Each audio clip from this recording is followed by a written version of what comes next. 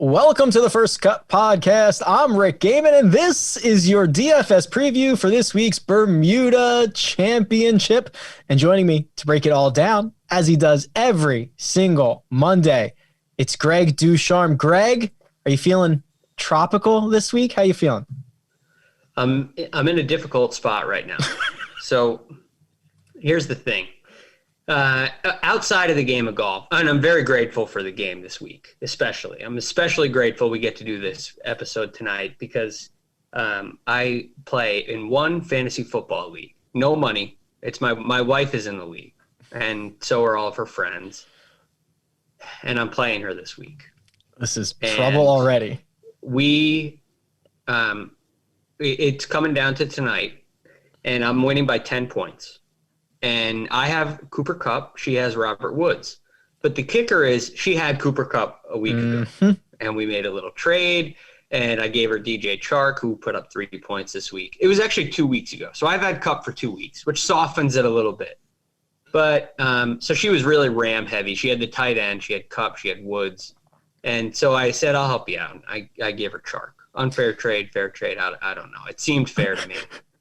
But why don't you tell us? The other thing is she's 5-1. There it is. That's what I wanted to hear. I wanted to hear her record. She's 5-1, complaining to me that she's all Ram heavy, and I'm sitting here at 3-3, and so now it's looking like I'm going to win tonight. But that's never a good thing. I mean, I'm kind of rooting for a tie. Robert Woods could snap off. I need this win. He could snap off, catch 2 touchdowns. Cooper Kupp could have like 4 catches for 34 yards, and that'd be the end of it. Yeah, no, it could happen. It could happen in an instant. So this is it's a challenge. I don't know what to do. I don't know how to root for this one. So I turn my attention to the Bermuda Championship. If you'd like to see the distress on Greg's face going through this, you can watch us on YouTube, youtube.com/firstcutpodcast. Also, what we do, any strategy questions, any concerns, anything you want us to talk about, drop it in a 5-star rating and review on iTunes. We'll answer it. Win-win for everybody. This week, we are in Bermuda. We are on the island, Port Royal Golf Course. Greg, I emptied the chamber on all my fun facts about Port Royal before we got on air. So let me run through a couple of these. Please do. 6,800 yards, which is the longest course on the island of Bermuda. It is also the second shortest on the PGA Tour. So by island standards, pretty long. By PGA Tour standards, very, very short. Also, with 9 golf courses in like 1 square mile, Bermuda is like the most heavily, densely populated golf course country in the world. What do you think about that? It's a beautiful island. The golf course is beautiful, and there's a lot of really good. There's a lot of really good courses there. My boss loves Bermuda. In fact, he calls it his island. And so he's a big fan. He loves the golf courses there, loves the people. The environment is supposed to be fantastic. So I think it's a great spot. It's very wind dependent. It's going to have a lot of dependency on wind. So if that golf course being the length that it is, it's really fun. If it gets really windy out there, it's fun because you hit some, it becomes manageable. Yet at the same time, the wind always presents that challenge. So it'll be interesting to see how these guys handle it. I think we only have one tournament to go off of, which is last year. I have last year's leaderboard up if you want to hear a couple names, kind of give you a little flavor of the golf course. Yeah, Brendan Todd won it. I know that. Brendan Todd Wait, won. let me try to guess. Harry Higgs, he stormed Harry Higgs on Sunday. I remember that. Yeah. That's all I got. Okay, well, good memory because so Brendan Todd shot 62 on Sunday. Yeah. He beat Harry Higgs by 4. Harry Higgs shot 68 on Sunday. So then you had Brian Gay, Hank Lebioda, Scotty Scheffler, and Aaron Wise. Those were the other 2 players in tied third. So you have Brendan Todd, not an overly long hitter. Harry Higgs is not necessarily a bomber by any means. Brian Gay is a notably short hitter. Hank Lebioda is not a long hitter either. Then you have Scotty Scheffler and Aaron Wise who do move it a good ways. But then even after that, Fabian Gomez, Ryan Armour, David Hearn, Wes Roach, these guys are not necessarily the longest of hitters. So it's you got Denny McCarthy down here at T15, Alex Noren T15. So not necessarily a course where where distance is a prerequisite.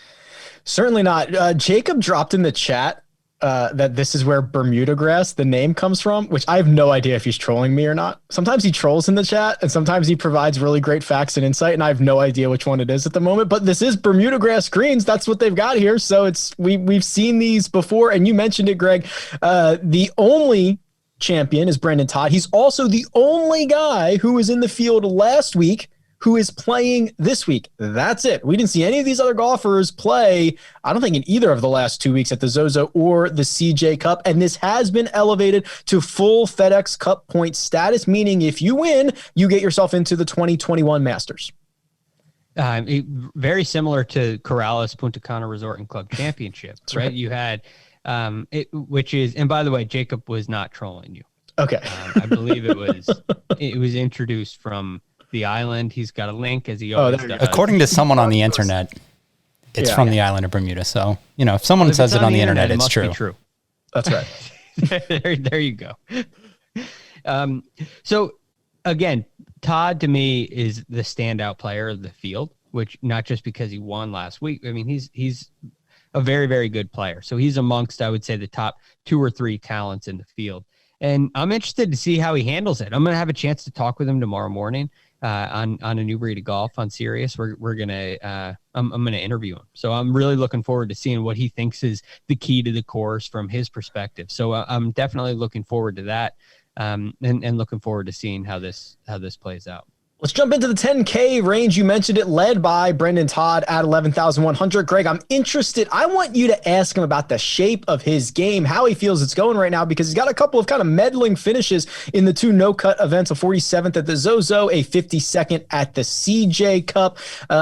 This would be a great course fit for him, considering how short it is and obviously the success that he's had in only the 1 year. But the rest of the 10K range gets rounded out by Will Zalatoris back in the field, and for now, the second time, a guy with no status is the betting favorite to win this golf tournament. Will Zalatoris, the favorite. Harold Varner, the third at 10,007. Doc Redman, 10,004. And Emiliano Grillo at 10,001.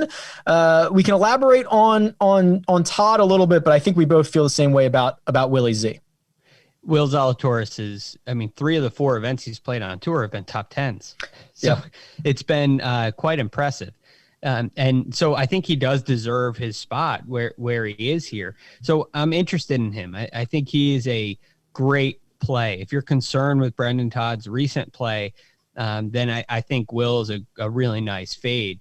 And also, if you're like me, I very rarely bet the defending champion. I very rarely play the defending champion or the player who won the most recent week. Yet last year, Brendan Todd won back-to-back tournaments, something that nearly 3 in a row, something that hardly ever happens.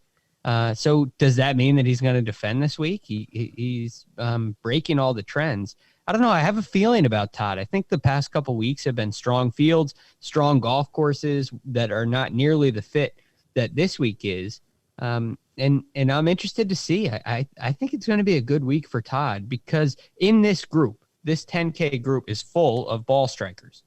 Will Zalatoris is 10th on tour this year, strokes gained tee to green, and he doesn't even have status. He's a great ball striker. Harold Varner III has remarkable tee to green numbers. Kyle has alluded to this many, many times, and he is an elite ball striker, struggles with the putting. Doc Redman, as you said, Rick, many times, is a great ball striker, right? He's also friend of the pod. Friend of the pod. Emiliano Grillo, great ball striker. So these are, you kind of have this group beneath Todd that's, and it'd be maybe a little bit of disrespect to say it's team no putt, but you're pretty close to it. You have some at least fringe members here. So in this group, Brendan Todd to me stands out. I kind of have a feeling this is going to be a putting contest, and the ball striking is not going to be quite as important as it is on a longer, more difficult golf course.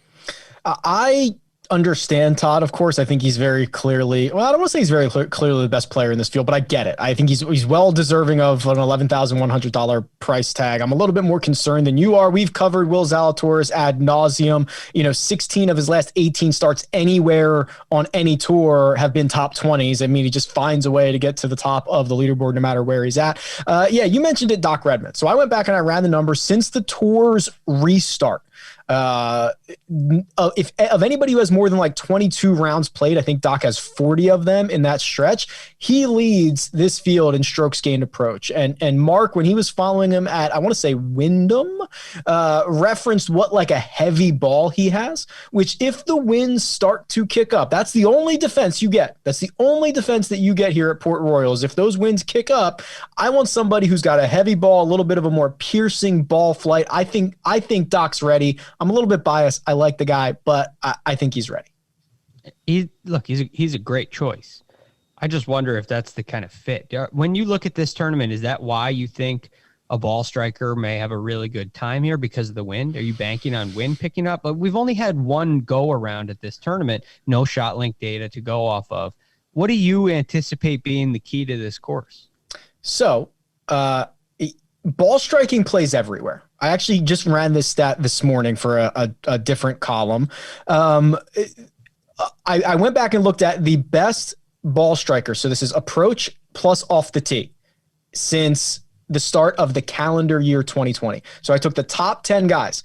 They have 13 of the 32 wins this calendar year. 40% of the wins have come from those 10 guys. So ball striking plays everywhere. So yes, that's part one. And then part two is, there's different flights, right? There's different ball flights. There's different ways to get it done. Not all of them are, you can read in the stats. You have to kind of see it once or twice. It's why Stenson probably played well at Punta Cana, right? When that wind starts to kick, he's got that piercing ball flight. So I think it's a two-part thing for me, Greg, but I just love ball strikers anywhere in the world, any course, no matter what. They definitely seem to be a little more reliable, right? Yeah. It's hard to choose. It's one thing to say a guy's going to heat up with the putter this week. He's going to really get it going with the putter. It's another thing to say he's going to find something with his swing and have a great week tee to green. I'm just not sure the margin this week is great enough to say it really favors the ball strikers, where the difference between a quality shot, a well-struck shot, and a mediocre shot or a slight miss. What's the margin there? Is it going to reward the ball striker enough, or is it going to penalize the guy that's slightly off enough to make the difference? I see what you're saying. Ultimately this week, I think you're going to have to make birdies. And so where are the birdies going to come from is really the question. I'm thinking this has a slight lean towards putting, but I'm basically basing this off of just a one leaderboard from last year. Yeah, I get it, right? I mean, some of these courses where you've got specific landing areas and you have to keep it on the correct shelf and things like that, they expose the poor ball striker a bit more, right? They expose the guys that can't control their distance, that can't land it where they want to within a yard or two. This might just be, the difference might be the good approach players hit it to 14 feet, the bad ones hit it to 20, and we have a putting contest. Yeah, and that's kind of what I'm anticipating. I think the leaderboard from last year reflects that a little bit. But again, weather can change anything. So it is up in the air a little bit, but I don't remember it being particularly narrow off the tee. I remember having some pretty good width, some pretty open areas. Again, it's a golf course designed for windy conditions. And that is, as you said, the defense. So I think the players are going to have their way with it. And I'm favoring slightly really strong putters. Yeah, I'm kind of having a little epiphany moment here. That makes a lot of sense. Let's jump down to the 9K range. If you want putters, I got a couple here for you. Charlie Hoffman leads the way at $9,700. The greatest putter on the face of the earth. $9,500. Denny McCarthy. Henrik Stenson, $93. Cameron Tringale, $92. Christopher Ventura, another good putter, $9,100. And then it's rounded out by Peter Malnati. He's had a couple of good finishes recently at a flat $9,000. Here's your putters, Greg. Who do you like? I think you and I are well aligned on this one. We are. Denny McCarthy is the best putter what did you say again? Could you repeat on the that face for of the me? earth, like what, Lou Gehrig? I'm the luckiest man on the face of the earth, right? Yeah, that's Denny McCarthy. So, and as we've said, since before the playoffs, we've seen kind of or leading into the playoffs, we've seen a little bit of an increase in his iron play, which I still think is going to bode well. Now, it hasn't been great. It hasn't shown to be, Denny McCarthy is all of a sudden a contender. Mm-hmm. I get the sense that it hasn't all come together yet. And I'm going to keep going back to the well with him because, look, it also hasn't been a disaster. It hasn't been a letdown by any means. It's just been kind of a boring type, doesn't quite get you all of the value you're hoping for. So anyway, I think McCarthy is going to pop off at some point. Doug Bell mentioned it at the Sanders that he was going to win one of these days, which Jacob just shared with us again. And so I think that's true. And I'm going to kind of keep going back to the well in an event like this with a price point like this. I think he's one of the better players in this price point. So I like Denny McCarthy. And the other player, Rick, who I'm sure that we agree on, is Ventura. You've been high on for a long time. He's another great putter. I think he was 14th strokes gained putting so far this year. So I'm pretty high on him this week as well. Yep, I think you nailed McCarthy. It's great. He's popped at Wyndham. He popped at Sanderson Farms. He finished 15th here last year. Everything else you mentioned, absolutely, I agree with. Ventura is interesting. There are probably, I want to argue, like 5 or 6 guys in this field that we are seeing their game mature very quickly. And we mentioned that about Matthew Wolff over the last 3 months. I mean, Matthew Wolff is at warp speed. Right. We've talked about that a lot, but I also think there are guys like a Christopher Ventura, like a Justin Suh we can talk about later, like a Doug Ghim, who they're just a little bit slower to mature, but the signs are there. And what you're seeing from Ventura right now is, 2 top 7 finishes in his last 4 starts, doing it in the right way, where he's gaining a bunch of strokes off the tee. He has a great putter, which if you get hot at an event like this, you can really go low. So I just think he's one of these guys, and I think this is a good fit for him, but I think you're just going to see over time, the frequency of his top 10s, the frequency of his top 20s is going to increase. The frequency of his missed cuts is going to decrease. You're seeing the polish happen, right? And they're all very young, but I think he's one of the handful of guys that's really starting to turn the corner. I tend to agree. And I also go back to this. The players that have ascended at warp speed, Rick, like Matthew Wolff, as you mentioned, like a Victor Hovland, Colin Morikawa, those guys, and players before them, like the Justin Thomas, the Jordan Spieth, the Bryson DeChambeau, those guys before them who have had quick early success on the PGA Tour out of college, they pave the way for other players like this. And they say, hey, well, he can do it. I competed with him in college. We both went to Oklahoma State. Why not me? I can do it too. And just a little bit of belief sometimes is the difference between struggling to keep your card and winning on the PGA Tour. The line, and this is something I'm going to talk to Brendan Todd about tomorrow. He's a player who's seen the doldrums, right? He's seen the struggle, and it's been as bad as it could possibly be. Well, what's the difference between that and a guy who nearly wins 3 times in a row? And I think what he's going to say is that it's a very fine line. It's a couple of breaks here and there. It's just a couple of shots per tournament that make a huge difference. And so if you're a Ventura, sometimes just a little bit of belief, just a confidence, even if it comes from a peer of yours, somebody who you view as a peer who accomplishes something great. Sometimes that can be the very fine line. It can get you across that line. Yeah, it really, and now in 2020 more than ever, the lines are so blurred, the margins are as razor thin as they've ever been. It is fascinating stuff. I'm interested in hearing what he has to say about that. Rest of this 9K range, I think Charlie Hoffman, he is what he is, right? I think that what we've seen over the course of the past couple of months is, he's going to kind of offset his missed cuts with a couple of top 15s. I don't think that there is a natural fit for him. I think that, some weeks he's going to play well. He's going to get you a top 15 and that's it. He's not going to be a safe and consistent option. And then Stenson, I kind of mentioned it, the ball flight that he potentially has is interesting, but I mean, does it worry you that he's missed 3 of his last 4 cuts? Like, it kind of worries me. Yeah, absolutely. And so you got to consider these events. What are the events? Do you have it in front of you? The events he played in? I know it's not Sherwood or Zozo. So what does he miss the cut in? So he missed the cut at the PGA Championship, the U.S. Open, which fine. He finished 21st at Punta Cana, and then he missed the cut at Sanderson Farms.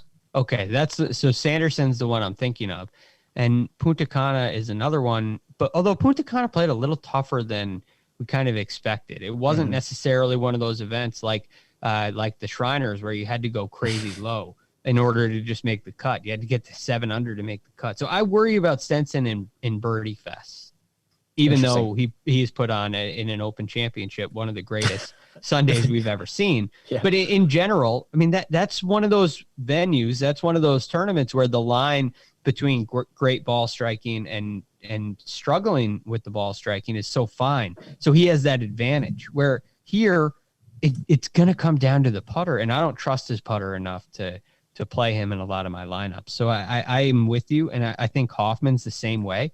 If it gets really windy and the weather gets crazy and a European Tour event breaks out, then you may have a chance with those two players, but I'm not banking on bad weather that's so bad that makes a course that's built for a lot of wind. You know, it's like you're going to get a little bit of wind. It's going to be okay, but if you get crazy winds, now all of a sudden the margins get finer, and it gives a player like that an advantage. But that's a lot to expect. So for me, I'm passing on those guys with you.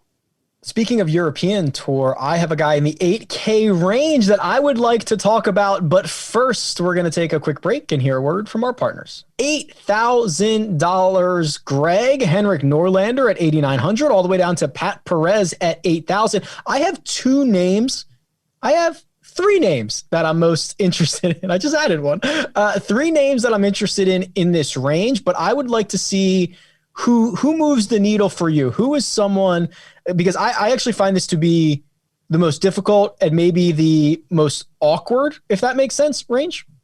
It's a very uncomfortable range. Yeah. So the guy that sticks out to me sits on top of this range in Henrik Norlander. Okay. And I'm not sure what to do with him for a number of ways. So I look at Norlander and I think, okay, he's becoming a popper, as I say, right? He's had some really nice finishes, some really, really solid, high quality events. Yet there's also a fairly large miscut risk. And he's not, in a strokes game perspective, he's not the putter that I really am looking for. So for me this week, when I'm looking at poppers, and Norlander, I think, has a pretty good chance of performing well, but it's a little bit risky for me in the wrong way. It's not the right kind of risk for me. So I go and I look at a guy like Maverick McNeely, who is just about as risky as you can get on the PGA Tour. He's another popper, yet he does it typically with great putting. And when he putts well, he tends to perform well. And I also think this is a golf course he's going to be fairly comfortable with.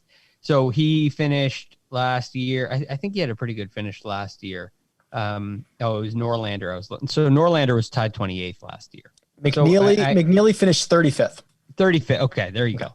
So not terrible. Could definitely get it going this year. So I tend to lean towards a McNeely in favor of a Norlander, just because I like the fingerprint a little bit more this week.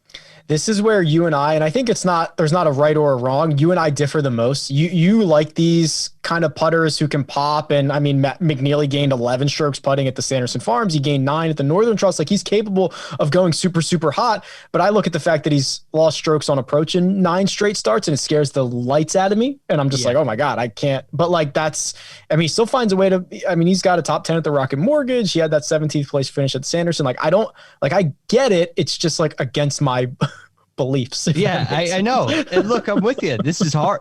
This tournament, these kinds of events are really, really hard to forecast and predict, because you're dealing with players who are not the elite of the elite. So you start looking at statistics and, well, he's losing strokes in these events to the field. Well, what's that field look like? And it raises all these questions. And what's the golf course look like? What's the fingerprint of the golf course? We don't have a lot of history here.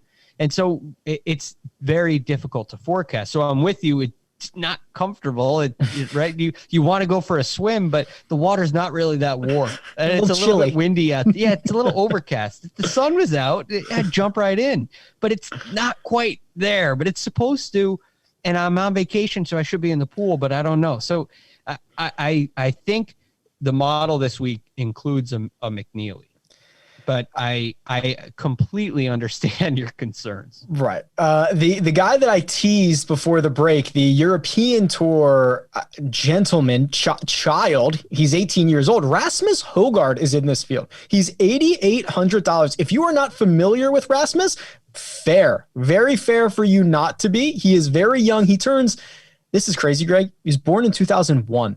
Like, that blows my mind when I see that stuff, right? He's going to turn 19 in December. It's crazy how young he is. I don't know about you, but when I was growing up playing ice hockey, birth year is how you're right. It's not your grade, right? Oh, I was a 91. So you're talking about older. Oh yeah, he's a 93 up and comer. Really, he's really good. 93s were babies, right? Now 01. Now you're talking about an 01. What? And he's on the PGA. He's playing a PGA Tour event this year. Yeah, this week he's playing on. We're talking about him. So I'm at that strange age. You probably are too, where these guys that you're looking up to are starting to be younger than you. So it's fascinating. It hit me really hard when Kevin Durant made his. Kevin Durant was like the first like star stud that I was older than, and I was like, oh my god, he's in the NBA, and like this is crazy. So that Kevin Durant was like the guy for me who like changed my life. It was Jordan Spieth for me. Yeah. Anyway, kid that's just such a star. Rasmus, so he had a 4-event stretch on the European Tour where he went 2nd, 6th, 3rd, and capped it off with a win. There are not like say what you want about the European Tour. Those guys can play. We've talked about how razor thin the margins are all across the globe at this point in the world of golf. Now he's cooled off a little bit since, but he's going to be volatile. He's not even 19 yet. He comes over, he plays an event that the field will be much more similar to some of those European Tour events that he has played. He's number 1, I think, is interesting. I have another European player for you. Hit me with it. Now, you're much more familiar with him. I'm not sure if you're going to like the reason why, but I just mentioned Jordan Spieth, so I'll mention a player in Jordan's nightmares, I think Danny Willett. Oh, boy. I just have a funny feeling with Danny Willett. Now, again, this goes back to the struggles that we face in an event like this, where you're likely going to have holes in the game. You're likely going to have things that are really concerning for you when you look at a player's statistics. So last year in 2020, he's 105th off the tee. He's 156th approach the green. I don't like those things very much. It's hard for me to say, oh yeah, Danny's going to have a great week. He was 54th in putting. So the putting is a strength, which I know how you feel about this. And I know how I feel about this. So I like that. The putting is a strength. He can get it going. He had a T4 at the Rocket Mortgage, and it hasn't been great since, but he's only played in the U.S. Open. I just have a funny feeling about Danny Willett this week, where he is better than the players in this range. I mean, he's a major champion. He's a Masters champion. He's got to feel like he's a great player. So a part of me is saying, well, I'm looking for Danny Willett to step up this week and perform. And there's definitely some question marks, but I'm kind of feeling a Danny Willett week. The Butler cabin photo of Spieth putting the jacket on Danny Willett is just an all-timer. It's crazy. Ah, man, it's so hard. That's a hard one to look at for me. And all of us. I mean, we're all Jordan Spieth fans. Yeah, of course. The game's better when Spieth is good. That's not non-negotiable.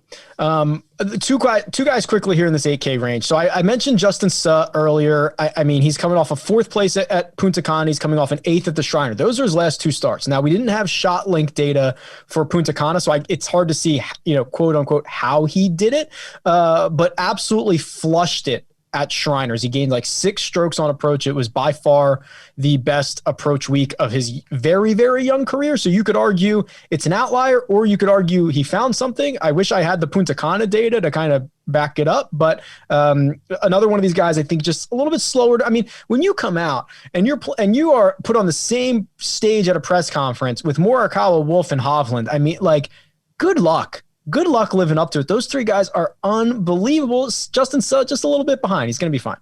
Yeah. I mean, I think it's a great point, Rick, and I'm looking forward to seeing what he can do. But it's just you probably, if you're feeling like you're looking up a mountain at them, but Yes. you go back to what we talked about with Christopher Ventura, and yeah, he can do that. He can play with these guys. He's played with them before. So how do you take that? It's kind of a fine line. Either it can damage your confidence, or it can ascend you to great. You can use it to build your confidence. So I'll be interested to see. I like the pick. The only other guy in the 8K range, and as long as this streak goes on, I have to talk about him. It's Adam Schenk at 8,100. He is now on a 10-event consecutive cut streak.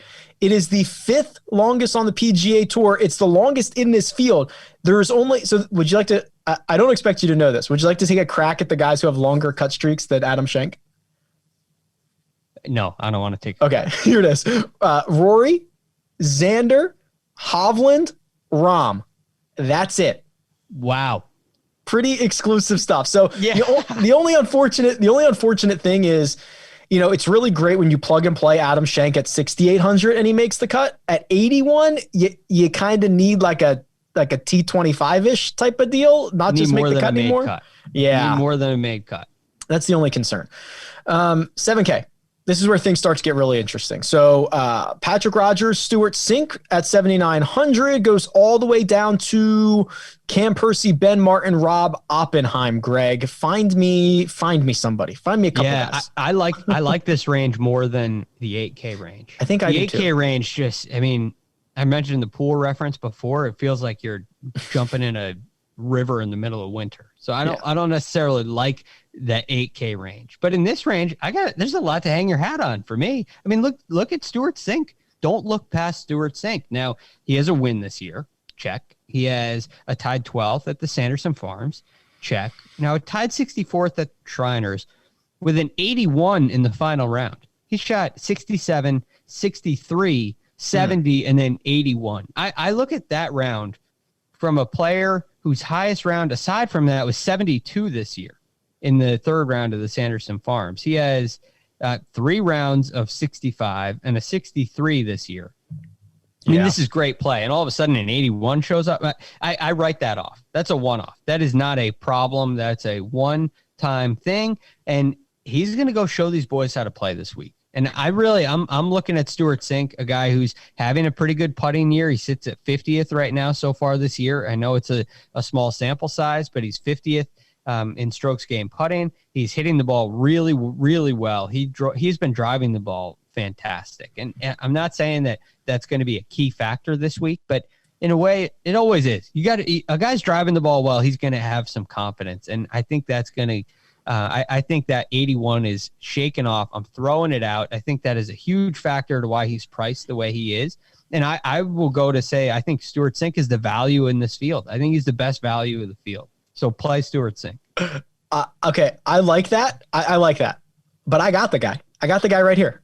He is, let me confirm his price here because I don't want to get this wrong.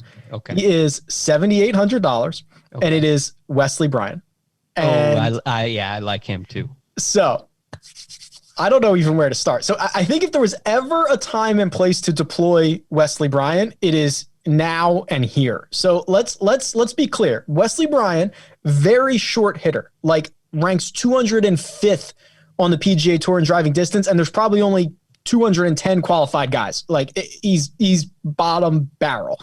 However, Greg, this is what I find very interesting.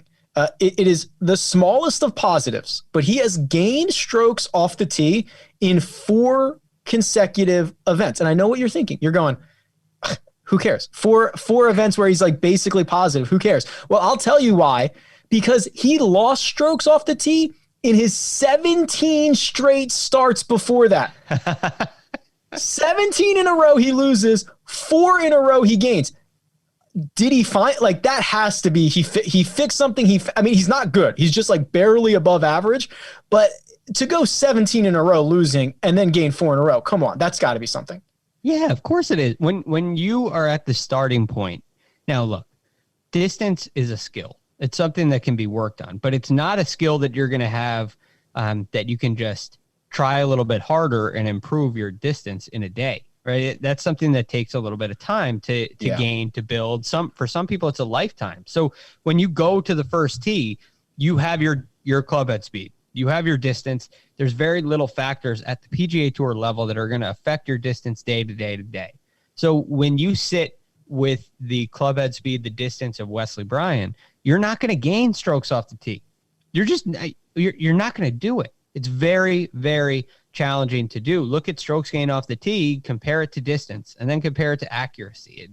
There are a couple of outliers of players who will be short hitters under 300 yards and regularly gain off the tee. It's very few. So for Wesley Bryan to gain off the tee, it probably means he's hitting a pile of fairways.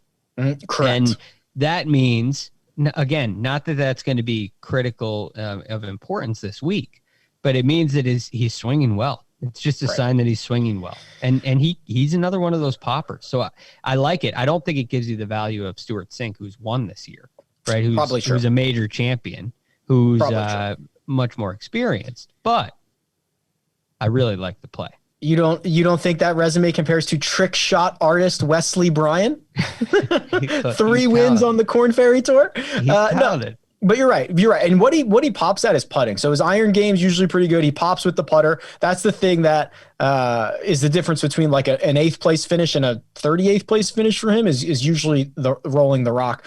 Is there anybody else here? I mean, I could be a real glutton for punishment and be convinced that Patrick Rodgers, who's missed 2 cuts in a row, had his 2 worst putting performances basically, I don't want to say ever, but in like the last year or two, that he's had a couple of weeks off and he's found the stroke and he's right back at it. I think you got to be a little bit of a glutton for punishment for that, Greg, because he was very popular the 2 weeks that he missed the cut. Yeah, and we talked about him a lot because he's a long hitter, good putter, right? Yeah. That combination is, it tends to be rare. So I do think there's value there. But again, he happens to sit at the top of this, at the top of the 7K range. And so I'm not sure that he's going to take the place of a Stuart Sink for me. I don't think he's going to take the place of a Wes Bryan for me. What about the bottom of the 7K range? Is there Max Homa, who has been bad, unfortunately. I mean, Doug Gim, I mentioned, I think he's another one of those guys that you're starting to see a bit more signs out of. You've got Jason Duffner, Kyle Stanley. You're always a sucker for Kyle Stanley, aren't you? Yeah. Not this week. So Kyle Stanley's another one of those guys who, when he's playing really well, and I love him, so I appreciate it. I always say if I interviewed Kyle Stanley, I wouldn't be able to talk. Kyle Stanley of all people. Makes the least sense. Yeah. So he's a guy that's going to excel at a place like the Farmers Insurance Open, where there's a real benefit. And maybe in today's game, there's 0 places where that's going to happen. But he's a guy that is going to benefit when the margins for hitting greens and hitting fairways is really high, because that's what he does, fairways and greens. And I just haven't seen anything that makes me really think Kyle Stanley's going to have a great week. So a couple other guys I have big question marks with, but I've seen some firepower. When you get down to this range in a tournament like this, I'm okay with getting a little bit risky. So Wyndham Clark is a guy that he rings off the page to me because everybody has big question marks. But Wyndham Clark can roll the ball. He can roll it with his putter. I'm sure you have some better statistics than I, but I think that Wyndham Clark is a guy who can pop off, and you feel a little bit like you're throwing a dart with your eyes closed, and I do too. But there's a likelihood that it could hit, and if it could, he could win. Then the other guy is Tyler McCumber. We've seen great play from this year. He's sitting at 7,300. If we think this is going to be a kind of a playback of Punta Cana, well, why wouldn't you go with Tyler McCumber? So I think those two guys at the low end of the 7Ks, below the middle of 7K, I think those are the two guys that I would take a chance on. Yeah, McCumber showed it. I mean, the couple of, I think it was like back-to-back top 10s, Punta Cana, and then probably Sanderson. Like these type of events are Tyler McCumber type events, right? Yeah. They step on the tee box on Thursday morning. They look around at their peers and they say, I can beat these guys. And you know, I know every golfer probably there are a lot of golfers. There's probably 1,000 of them that think they are the best golfer in the world every single time they tee it up. And that's the benefit of being a confident guy that's good for the game. But I think that there's some weeks where some guys get on the tee box and they're like, oh boy, like everybody's here. I'm in trouble. Let's find a weekend. Yeah, I'm a little over my head, right? Yeah. What are the goals going into the week? And it's realistic for Tyler McCumber to think, well, I can win this week, right? I can compete with these players. I've done it this year recently. I'm playing well. I know I can go make enough birdies. I know I can keep up. Whereas you go play on a big boy golf course with Dustin Johnson and John Rahm and many of the players we've seen the last 2 weeks, and you get a little defensive, right? It's like, you've been in those situations where you're in one group of people and you feel very confident and you feel like you're the star maybe in a pickup basketball game, and then the big boys come in and all of a sudden you shrink and your skills diminish just because of who's standing next to you on the tee box. I think this, I'm with you, Rick, feels like a McCumber week. 6K range. Mama, this is tough. I understand there's probably 40 guys, sub 7K, and half of them are probably going to make the cut, or 15 of them are going to make the cut, or something like that. So I understand that there is value down here. I'm having a lot of time parsing out a couple of these guys. I've circled one name. I have one that I feel a lot better than a lot of these other guys, and it's Michael Gligic at 6,500. Okay, tell me more. So I'm going to say this as a compliment. Michael Gligic is a very average tour pro. Now, that's a compliment when he is priced in the bottom, third or bottom quarter of this field? 6,500. Right. I mean, he's getting close to the min price. I mean, that's a compliment. So he should probably be priced around 7,700, something like that. So he's the guy that I think stands out. He missed a cut at a very popular missed cut at Punta Cana. But other than that, he's made 5 of his last 6. He's coming off a T27 at the Shriners. He can putt it well. He's almost very average in every single category. But I think in this situation, when you look at his price tag, that is actually a big compliment to him. So I like it. I can go with it. I think you have a great price tag there. So I got another guy for you in a similar price range. We've really only seen one good performance, but we've seen some good rounds so far this year. And there's a little bit of a root in this one, and it's Camilo Villegas. Right? Rooting for him a little bit. Yeah, of course. We saw a tie 23rd at the Sanderson Farms. Shot a couple of 69s and then a 66 on Sunday, which was great. And he answered that with 66 in the first round at the Shriners.